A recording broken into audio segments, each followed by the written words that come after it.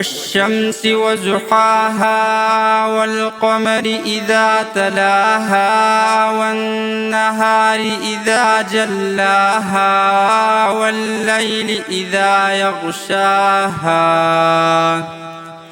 والسماء وما بناها والأرض وما طحاها ونفس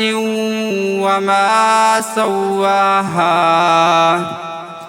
فألهمها فجورها وتقواها قد أفلح من زكاها وقد خاب من دساها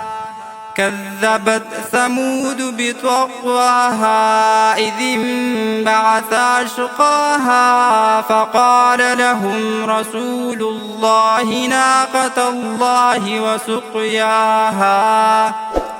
فكذبوه فعقروها فدمدم عليهم ربهم